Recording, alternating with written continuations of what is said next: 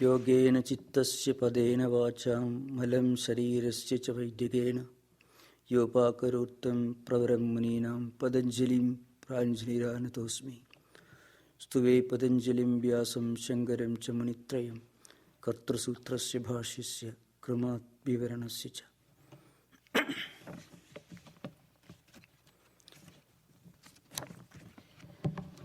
So during the last 3 sessions, we were dealing with this very important topic that is discussed in the first 2 sutras of the 2nd chapter, that is sadhana pada, that is kriya yoga.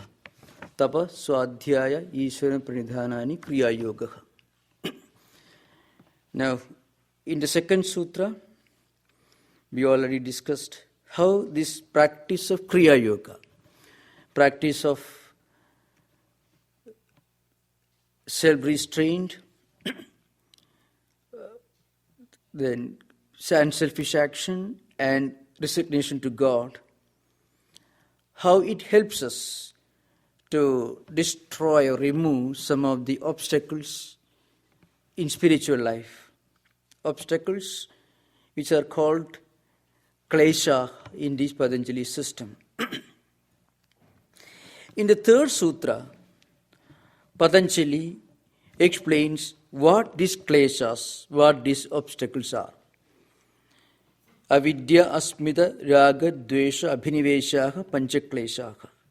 These 5 obstacles in the practice of yoga. In a way, these are the obstacles that we start confronting the moment we start spiritual life. The moment we start thinking of a higher value in our life, when we start thinking, well, there is something other than working 24 hours of the day for money, for wealth and comfort, when we become exhausted and fatigued, and when we are forced to think of something higher and beyond, that moment, a number of obstacles start confronting us. This is very common. It is mentioned in all spiritual traditions, and you find them manifesting in the lives of all great spiritual teachers in all traditions. Now, here in the 3rd sutra of the 2nd chapter, Patanjali says there are 5 obstacles or afflictions, distractions that we have to face. They are, first, ignorance. Ignorance as to what we are.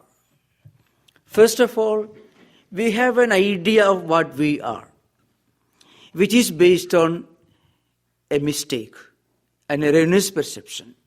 We think we are this body, we think we are this psychophysical mechanism, which is a mistake.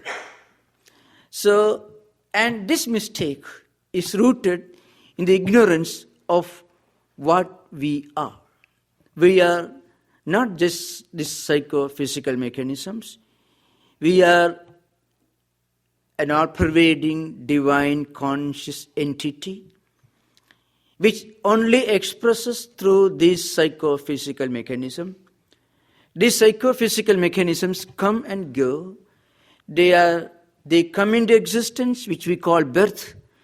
They live for several decades, which we call life, and they vanish at one point of time in future, which we call death. Instead of understanding what we are, we interpret this psychophysical mechanism for our true identity, for our true self. This is called avidya. So avidya has got 2 elements. First, it conceals our true identity. Again, it projects a false identity. They go together. This is also expressed in Vedanta, avarana and vikshepa. Every mistake has got 2 elements. The mistake is rooted in a wrong perception. That means the reality is concealed, the truth is concealed. And when the truth is concealed, in place of truth, we pursue a falsehood. So, instead of really understanding that we are the Atman or the divine consciousness, we mistake ourselves, we interpret ourselves to be something other than Atman, these perishable, momentary, psychophysical mechanisms which exist only for a few moments. I mean, in the totality of cosmic existence, human life is just a matter of a few seconds. So, this ignorance has got two dimensions. One, it conceals the reality. Second, because the reality is concealed, a false perception is projected. And when this happens, what follows is we believe, we identify ourselves as I am. When you say I am, I mean this small psychophysical mechanism. And that is the second klesha or obstruction or afflictions. In fact, avidya or ignorance is the cause. Asmita, raga, dvesha, abhinivesha are the effects, the consequences. Yesterday, or in the last class, we discussed this point. Normally, our mind functions at three levels. I already explained this. In Sanskrit, we call bhoga, which is experience, and dvega or vega or udvega. I shall explain this. Well, our whole mental life, psychological life, if you analyze, in any psychological system, is centered around these three aspects. One, an experience. Second, a reaction to this experience. And this reaction can be of any of the three types. How do we react to an experience? Either we get drawn towards it, we become attracted towards that experience, which is called raga it is called. Obsessed with something. People become obsessed with something that is perishable and go after that. And then when they don't get it, they become angry, they become depressed, they become anxious. When they get it, attain it, they become happy. But anything in this relative world can never be a permanent entity. What comes has to go away. Everything that comes vanishes. So, what really happens? Mind is always forced to move in the direction of either raga or attachment, or its opposite, dvesha or aversion. You cannot love anything beyond a limit without hating something else. You can never be obsessed with something. I'm talking about a different kind of love affection. Please remember, it's not the love that we normally understand as a quality, as a virtue. When we become enslaved, when we become obsessed with something, material wealth, money, power, and when that obsession, that negative attachment, not positive attachment, a love, affection, etc., but negative attachment, obsessions, when they completely enslave our mind, what happens?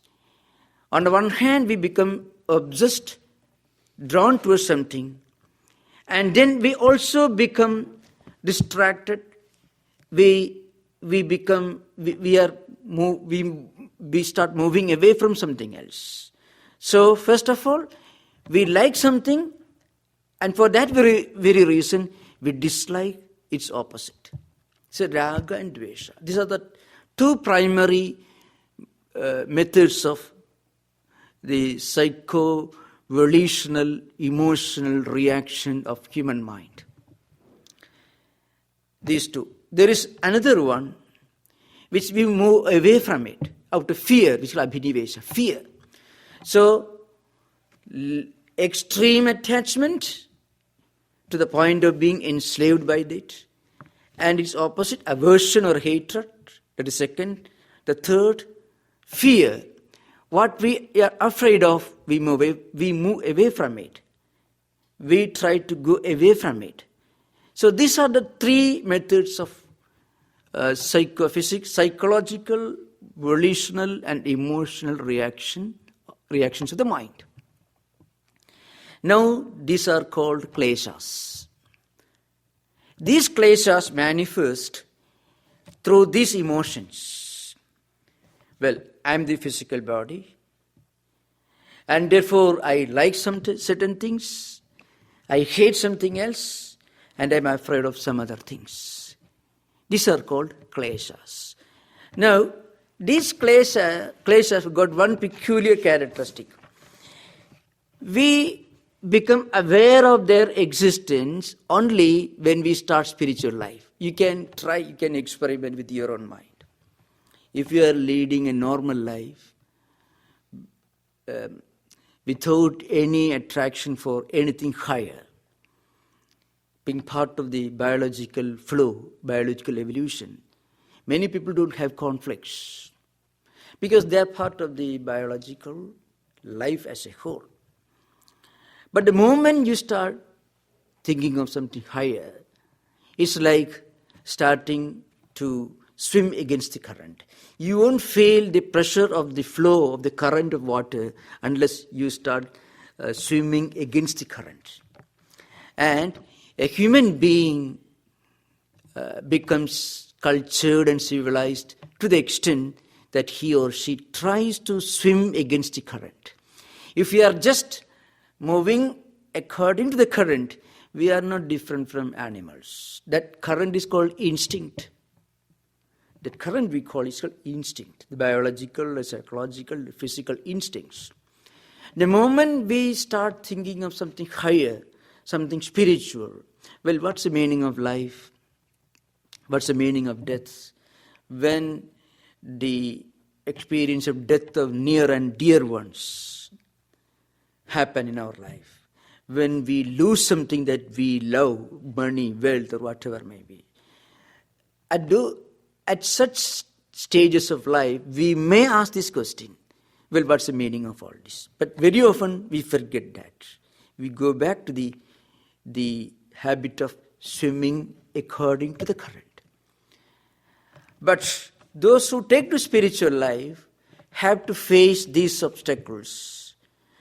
It is not to frighten that Patanjali described these obstacles, but in order to prepare our mind to face them so that we can move ahead in spiritual life. So, these are the three types of mental reactions to experiences in this life. Experience itself is called bhoga. Klesha is the result of our emotional or volitional reactions to these experiences, which may be in the form of extreme liking or extreme dislike or fear.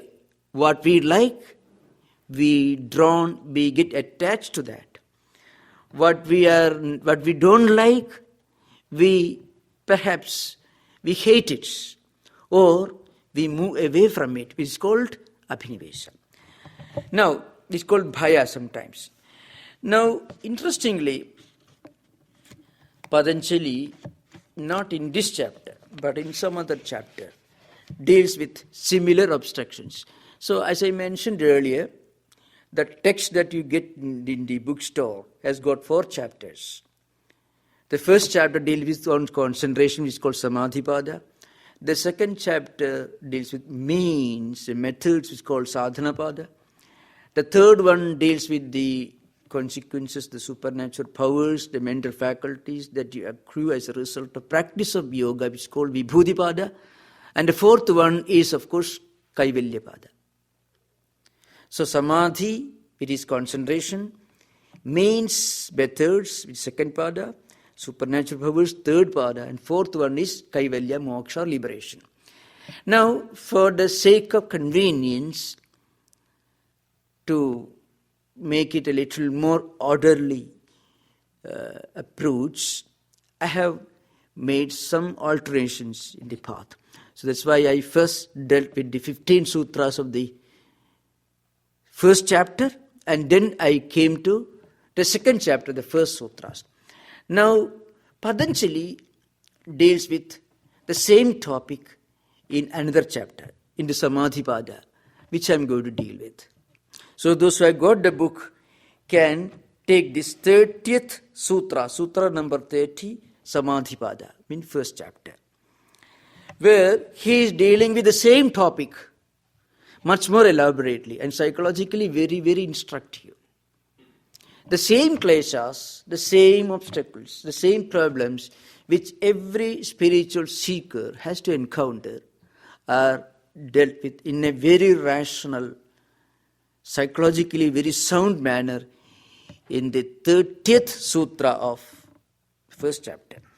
So there he says, Vyadhi sthanya samshaya pramada alasya avirati bhranti darsana alabdha bhumigatva anavasthitattvani chitta vikshepaha tayantarayaha. This is a Sanskrit sutra which I shall explain.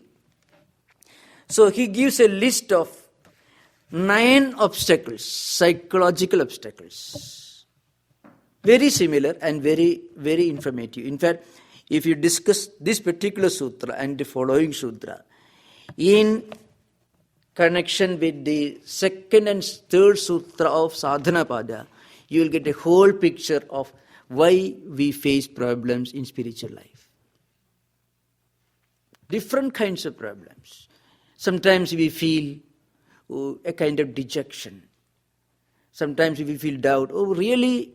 Is it really worthwhile to go to Vedanta Society and listen to Patanjali Yoga Sutras? Or is it worthwhile to read good books, spiritual books, or do spiritual practices? Am I really making any progress? It's all superstition. Suddenly the mind plays tricks. So all these are dealt with in a very scientific, rational manner by Patanjali.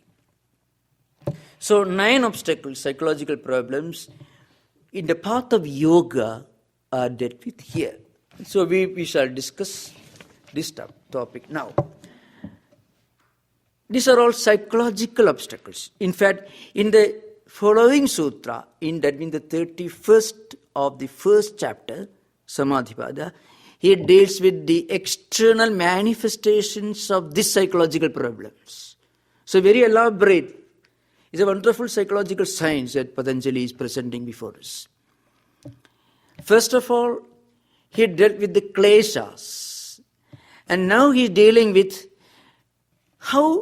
the subject of how these kleshas, these obstacles, manifest as psychological distractions the moment we start taking the first step in spiritual life.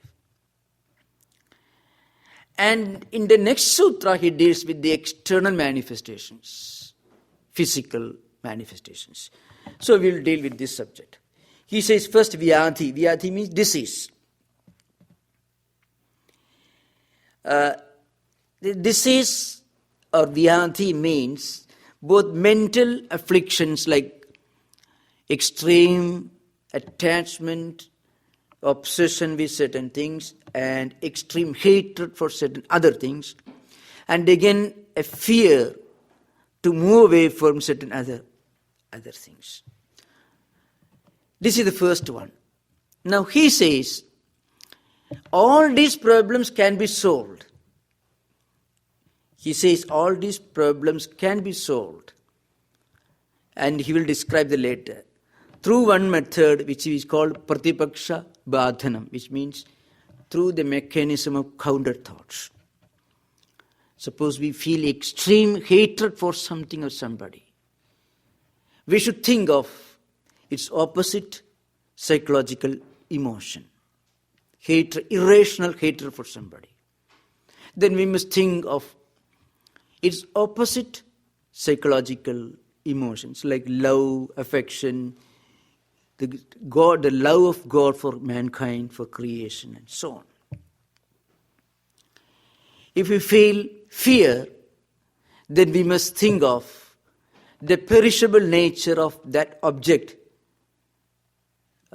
that creates fear. Because often fear is rooted in the conviction that we are this body, and the object that creates fear, that invokes fear, will do harm to us. But this is possible only so long as we interpret, we define ourselves, we understand ourselves to be these psychophysical mechanisms. The moment we project a counter thought to neutralize this problem of fear by a kind of auto-suggestion, as you may call. Well, I am the Atman, I am the imperishable, eternal reality. That moment, the fear can be countered.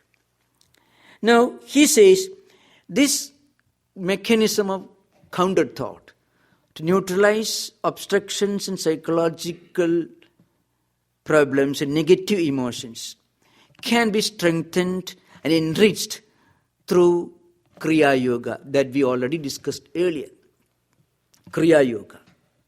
Kriya Yoga has got three elements: Tapa, Swadhyaya, Ishwar Pranidhana. Tapa means spiritual practices with great concentration, taking vows, then reading good books, feeding the mind with spiritually enriching, spiritually nourishing food, mental food, psychological food.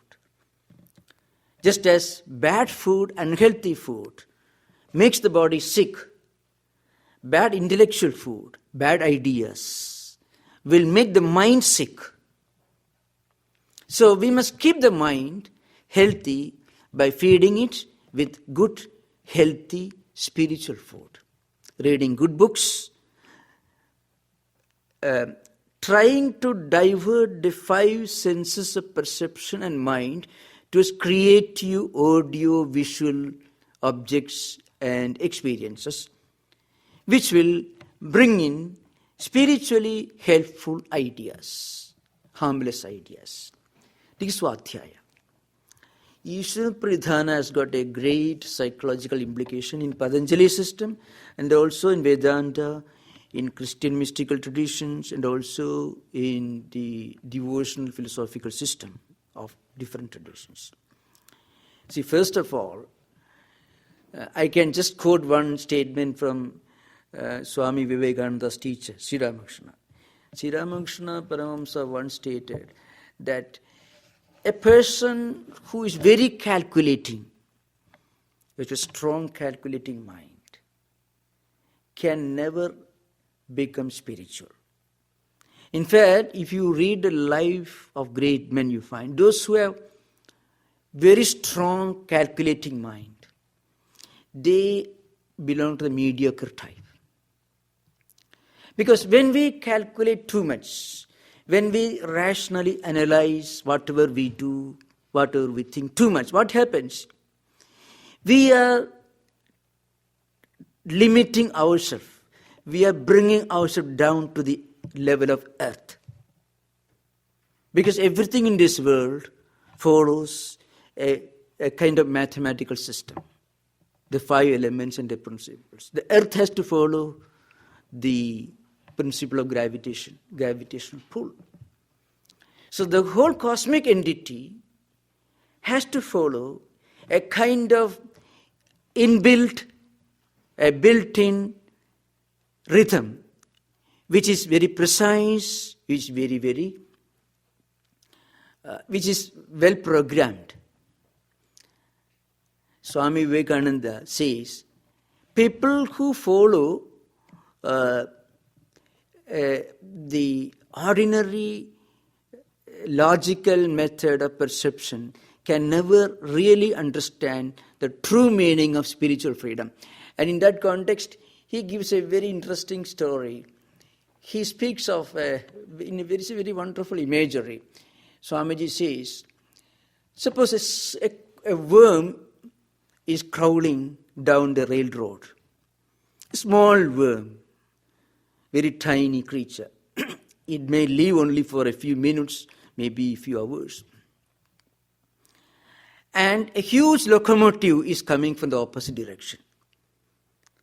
Now, if you analyze this worm, we can easily understand that it is very weak in contrast to the huge locomotive which moves very fast 200 miles, 300 miles an hour, it may move. And it is so strong, so powerful. And the worm is so tiny, so slow, so insignificant. But there is one difference. The worm can, if it wants, crawl out of the railroad track and save itself. But the locomotive cannot do that unless it borrows intelligence from the driver of the locomotive. He has to apply a brake for it to stand. So the huge locomotive has no freedom of choice. It is working on borrowed intelligence. The huge crawling worm has its own intelligence. So if it wants, it can save its life by crawling out of the railroad. Now, what's the difference between a crawling worm and a spiritual seeker? A crawling worm, in a way, it belongs to the same category as the most powerful, the best educated, and the most refined scientist who lives by dry, earthly calculation. 2 plus 2 is always 4 for a scientist. The same law functions at the level of the crawling worm, because it also functions according to its own instinct. Now, through the practice of yoga, you can bring the human out of the animal, and you can bring the divine out of the man, out of the human beings. That's one of the definitions of Swami Vivekananda. Yoga is that which brings out the divine from the human. So it helps the animal to evolve towards the human level, and it helps the human beings to evolve to the divine level. So when do we evolve from the human to the divine level? When we stop calculating. Because when you calculate, when you do everything based on mere calculation, what happens? You're shutting the door for the higher nature, for the transcendental reality to function through you. You're shutting the doors and windows. The moment you stop calculating, you're opening the doors to the divine principle, to God to function through you. God doesn't bother so long as you are taking care of yourself and you're fully convinced that you can take care of yourself. So the point is this. So Ishvara Pranidhana is a third element in Kriya Yoga. And when you completely surrender yourself to a higher transcendental reality, what happens? It starts functioning through us. So that moment, we evolve from the human towards the higher divine spiritual dimension.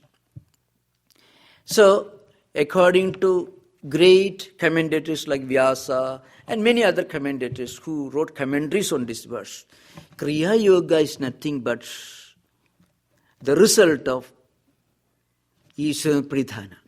Ishvara Pranidhana, a kind of mental resignation to God's will take care of or will remedy all other inadequacies that we may have to confront.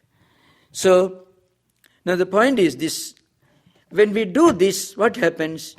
This psychological affliction, like Vyadhi, goes away.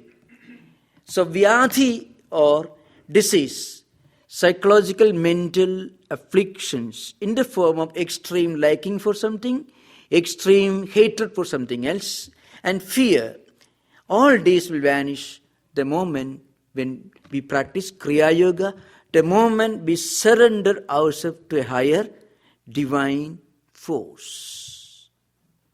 So that's the connection between Kriya Yoga and the solutions or the remedy of the problem of spiritual distractions. The second obstacle is sthanyam, it is called. It's a kind of a state of mental impasse caused by repressed thoughts. When, sometimes in spiritual life,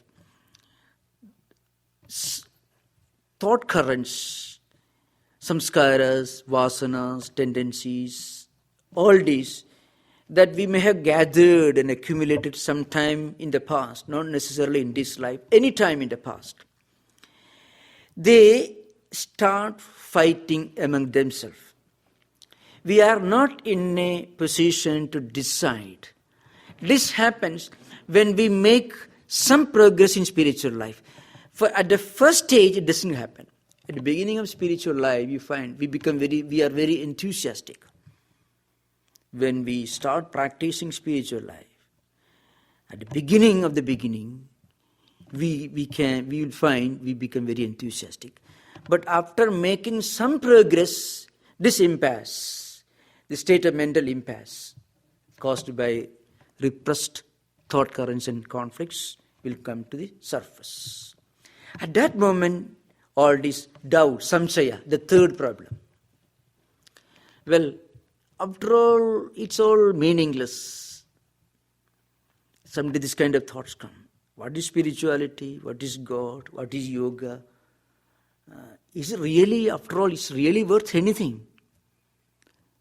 Such thought currents will afflict the mind. In fact, if such thought currents come, you should know you are sincere, you are on the right track. If at the beginning you had no problem, then means you had not begun the beginning. But one sign of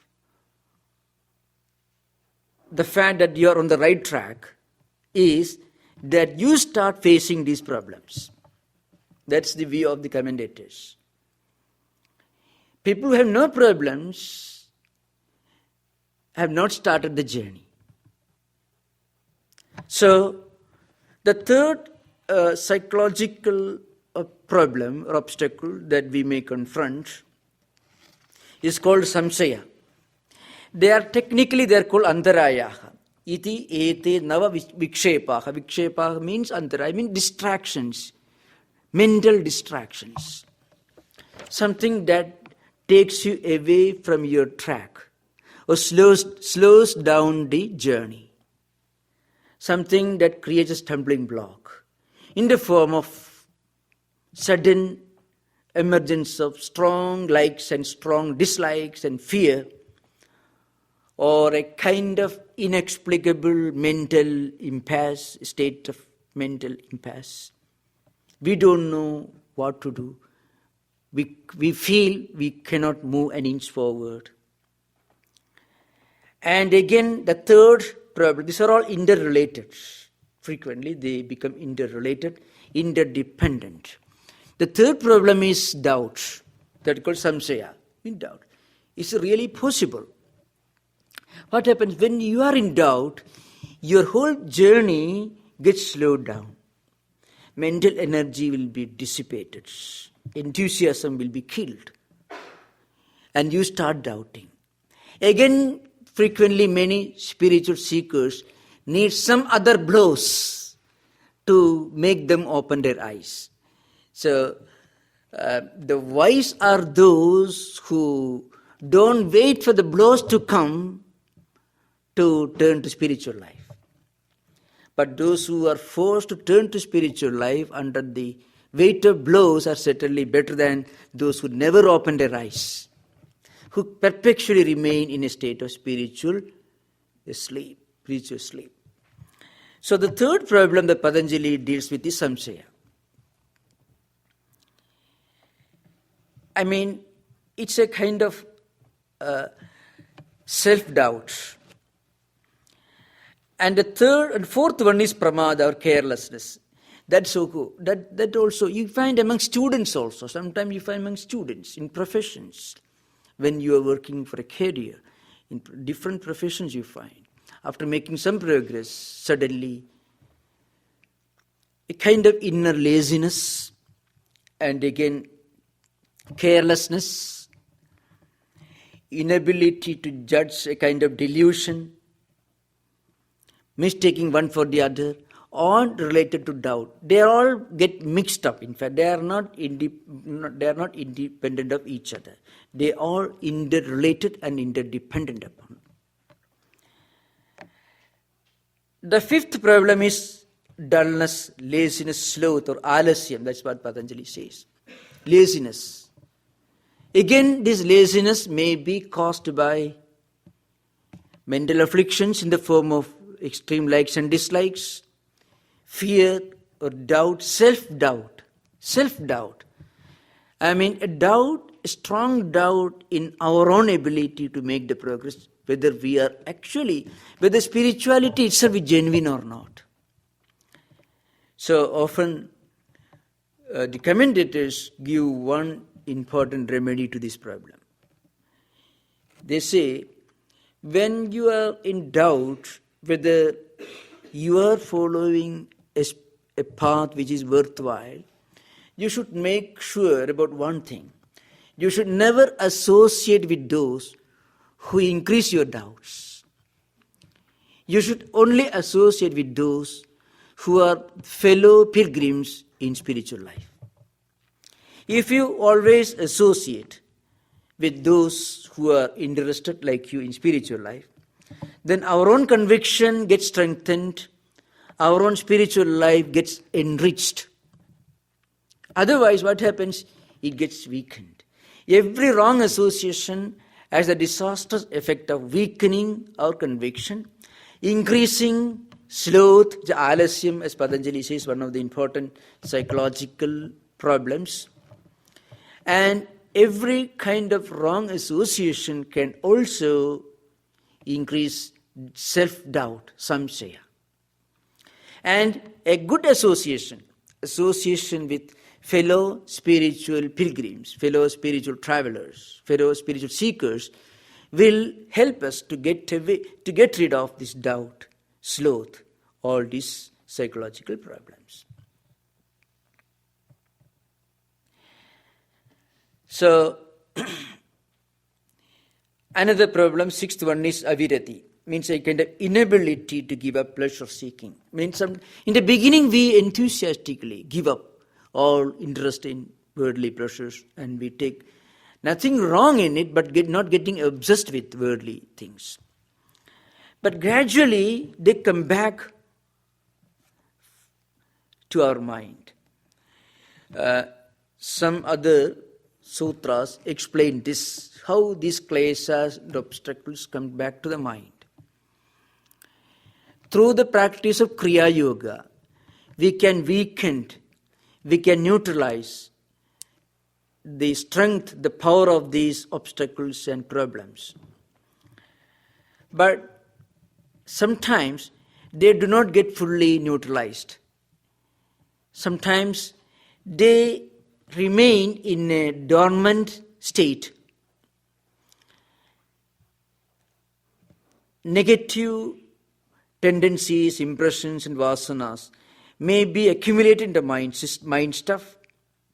They may remain there. And when an appropriate, a favorable external condition presents itself, these negative tendencies, these inherent problems that we have already neutralized to some extent may re-emerge. According to Vedanta, we have to remember, I should state that both yoga and Vedanta, life is not a single journey. Life is a continuous, eternal process. Life, human existence, is interpreted as an endless cycle and not as a journey that begins with birth, ending with death. It's not that we begin life when we are born and our existence comes to an end at the time of death, either by going to heaven or being condemned to hellfire. No. According to Vedanta and Yoga, whatever tendencies, good impressions or bad impressions that we have accumulated in the mind stuff, through these cycles of endless lives, remain there. And when we practice spirituality, when we do spiritual practices, we try to neutralize them, and the negative samskaras, tendencies become weakened, and positive samskaras become stronger and stronger. And when the external circumstances are favorable to spiritual practice, these positive samskaras will come to the surface and they connect, and we are able to continue our spiritual evolution. But the other side, the opposite is also true. When the circumstances are not favorable or when they are negative samskaras also can re-emerge in the mind stuff, and they also can connect. So that's why the great teachers make it a point to stress holy association. Holy association means association with people whose association will help us in our spiritual life. And an effort to avoid associations with people whose association will weaken our spiritual life by increasing doubts, by making us doubtful, skeptical about the very value of spiritual life. So that's why it is called alasyam or dullness. Then avirati. Then Bhranti Darshana. In fact, that is also a frequent problem. Bhranti Darshana could mean false experiences. Of course, it is a very elaborate subject, and this is dealt with in many other commentaries. They don't go very deep into it, but we can understand its different implications if you read some well-known books on abnormal psychology. For example, when we practice prolonged meditation in solitude at midnight, out of great enthusiasm with elaborate pranayama, breathing exercises, then we are heading for a lunatic asylum. In fact, the commentators give some very strong warning. Before the practice of intense spiritual sadhana, we must make our mind ready to bear the weight and to observe the changes that take place in our mind. So slowly, by the practice of swadhyaya, that means reading spiritual books, associating with great spiritual teachers, and developing attitudes, and engaging as frequently as possible in activities which are not harmful to spiritual life, and avoiding activities which are harmful to spiritual life. By this process, mind should be made ready before we take up intense spiritual practices. Otherwise, for example, pranayama without yama, niyama, etc., internal and external disciplines, which will be dealt with in the sadhana pada, in the same chapter. It comes later afterwards. It's also related to Kriya Yoga. Those who practice intense meditation for long hours, or breathing exercises, should be fully established, should try to get established in disciplines like non-violence, truthfulness, absence of greed, then purity of life, and not having desire for things which belong to others, and inner contentment, purity, external and internal purity, reading of good books, and complete surrender to God. Any of all of these spiritual disciplines should be practiced simultaneously when we practice spiritual sadhanas with great intensity. Otherwise, sometimes you feel that you have seen an angel in front of you, you have seen God himself manifesting in front of you. Well, there is a sign. If that vision makes you calm and quiet and tranquil, fine. If it makes you more violent and hate others more and more, then it's the opposite. So that's why Swami Vivekananda made a very interesting, half sarcastic but very forceful statement, which is based on a bare truth in spiritual life. If somebody claims to be inspired and talks nonsense, reject him. This statement in Vivekananda. But suppose a person claims to have had some mystical experiences. And then he becomes depressed, hateful, mentally dejected, then you can be sure he is not on the right track. Whatever he may have seen, it may not be anything related to God or spirituality. So that's why the principle is, when we meditate upon God, the divine, then an element of godly divinity should manifest in our character. After all, what we deeply contemplate on, that will color our mind and that will influence our attitudes. The simple principle. Whatever we contemplate on, meditate upon, that will naturally influence our thought currents, our attitudes, and our behavior and character.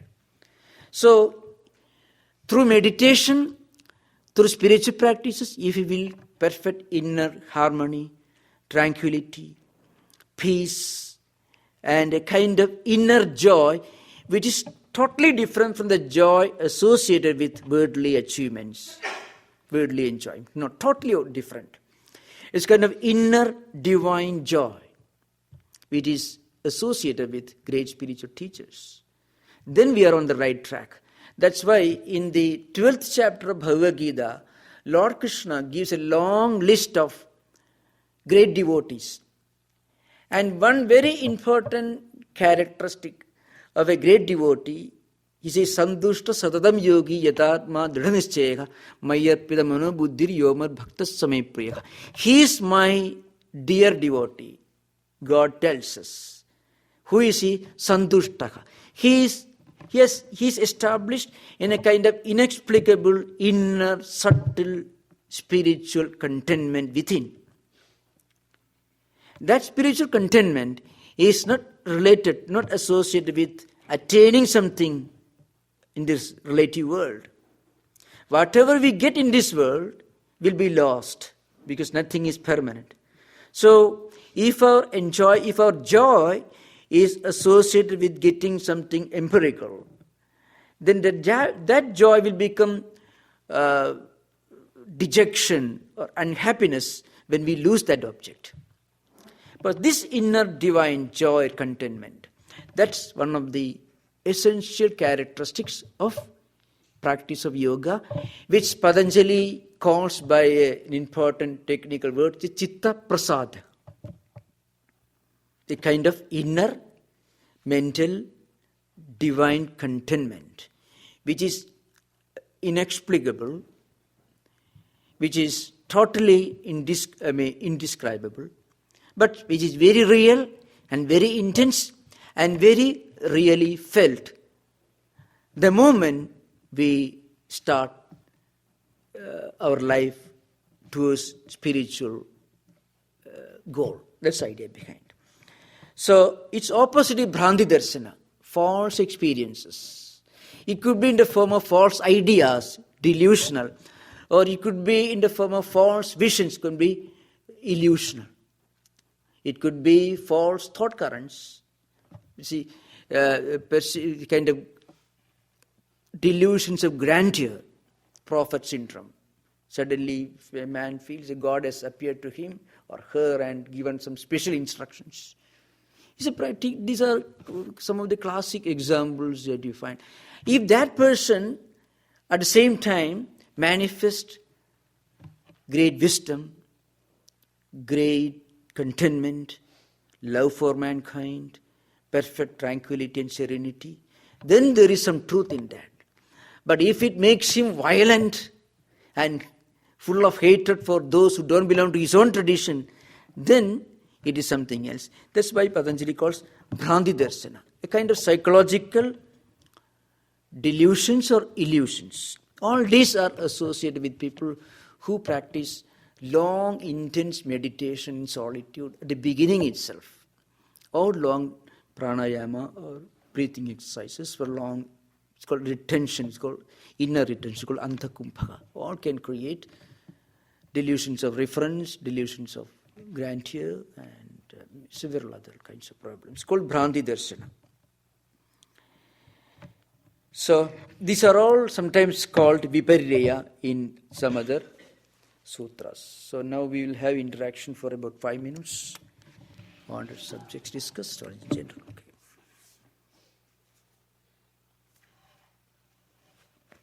So any topic that you want to discuss?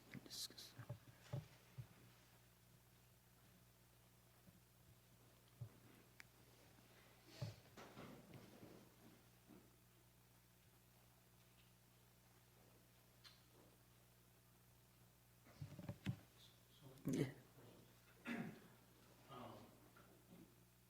We're talking a bit about how a person should go against the current and swim against the current, learn and become more spiritual. I just thought of a brief example. In Bhagavad Gita, when Krishna and Arjuna are having a conversation, Krishna suddenly tells, or Arjuna tells him that, why should I fight this battle? Why should I do this? And when Krishna gives him examples and tells him about the Muni and the spiritual people, and Arjuna says, why can't I become like that? Why can't I just become spiritual and go on the spiritual path, go against the current? But then Krishna tells him, no, just keep doing what you're doing, do your duty, go with the current in a way. So then how do we make that distinction? Yes. In fact, the Gita, you take the whole context. Arjuna was really not a spiritual seeker. Arjuna was very much a man of the world. Arjuna was a very worldly minded person. He had come to the battlefield to fight because their homes, their property, everything was taken away by them by force, by the enemies. So Arjuna was getting ready to fight against the evil forces. They were all evil men. His enemies were all evil men. When Arjuna saw in front of him some soldiers like Drona, Bhishma, Karna, many of them were far superior to him. He could never have confronted them single-handed. So Arjuna became a coward. So remember, Arjuna's problem was not that he wanted to take to spiritual life. He was not a spiritual seeker. The Arjuna whom we meet in the first chapter and the second chapter till the 11th verse is not a spiritual seeker. He was just like a policeman whose duty is to do patrolling the streets, whose duty is to see that nobody breaks into another person's home. Suddenly, if I am afraid, so I will rather sit here somewhere. But I want my salary, all right. That's what Arjuna was. Arjuna was not a man of renunciation. Arjuna speaks the language of a man of renunciation. So in the context, Krishna tells him, Prajna Vadamsa Bhashasi. You talk like a wise person. But Arjuna was not a wise person. He had come fully armed to the teeth as a soldier. When he found there was some other soldiers who were much more powerful than him, then his discretion is better part of valor, Shakespeare's statement. So he said, I would rather be a philosopher. So Krishna understood Arjuna was trying to run away from his duty. He wanted all the results of his action. He wanted wealth. He wanted comforts. That's why he came there. So Krishna understood Arjuna very well. Till that moment, Krishna was with him all the time. Suddenly, when the call of duty came, he was giving a very false justification for his laziness and indecision. So Krishna told him, look here, by avoiding duty, you can never attain wisdom. First of all, you must give up your laziness, do your duty. If you cannot do your duty without attachment, you do your duty with full attachment. That's far better than running away from your duty due to laziness and cowardice and ignorance. And again, the word used, Krishna calls him a hypocrite. Karmendriyani samyamya yastaya manasasmaran indriyarthan vimudhatma mithyacharaha sauchyade. Krishna tells Arjuna, you know what it means? You don't want to work, but your mind is full of desires. You are not a man of renunciation. You sit there dreaming about the good results of performing duty and responsibility. You have no renunciation, but you are lazy, so you want to withdraw from action. That is karmendriyani samyamya. Such a man is called a hypocrite. Mithyachara means hypocrite. Krishna understood this. And later in Uttara Gita, Arjuna confessed that he was wrong. Arjuna was not like Buddha, who gave up his kingdom. Arjuna was not like Gandhi even. Arjuna was a man of the world, a very worldly minded person. All his life he was fighting. Only when he found it was a duty.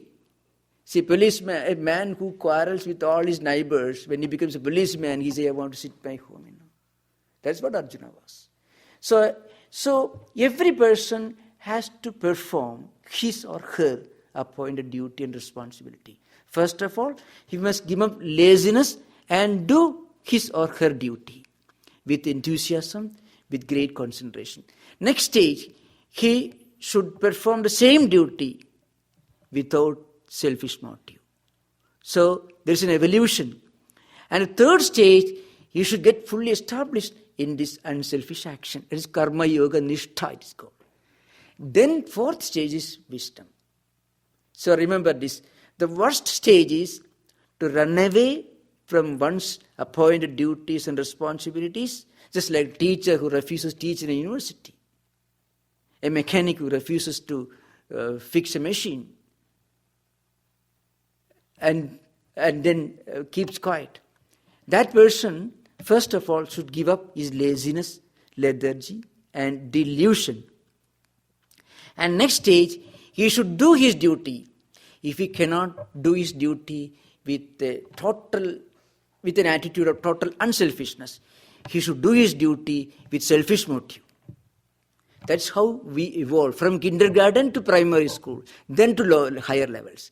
The third stage, he should do the same duty without any attachment, without any selfish motive, like the great karma yogis of the world. Fourth stage, he gets wisdom. So please remember, the picture of Arjuna that you get in the Gita from 28th verse, that's where Arjuna begins his conversation, dialogue. Drishtvaimam sajanam Krishna yusum samavastidam. Like that, Arjuna is a kind of symptom. It's called a description of withdrawal symptoms. That's what many of them write like that. Till the 9th verse of 2nd chapter, Arjuna is presenting before you a picture, a person who wants comforts in the world, who wants money and wealth, but not willing to work. Such a person should first of all give up, shed this laziness, work, and then get something, then give up. A beggar who asks you for $1, $2, anything will help. And if that person says, but I don't believe in money, everything, what is there in money? He's a hypocrite. So first of all, he should get some money, then he should learn renunciation, and then he will evolve. That is the evolution of Krishna's mind in Gita. From the 22nd verse in the 1st chapter to the last statement that Arjuna tells, Nashto moha smidar labdha tut prasadar maya chudas chidosmi gada sandeha karishi vajanandava. Arjuna tells, I shall do according to your instructions. What does it mean? Krishna told Arjuna this process, and he understood it's always better to do one's duty than to run away from one's duty out of fear, out of lethargy, out of laziness. That's it. Okay, so now we will conclude.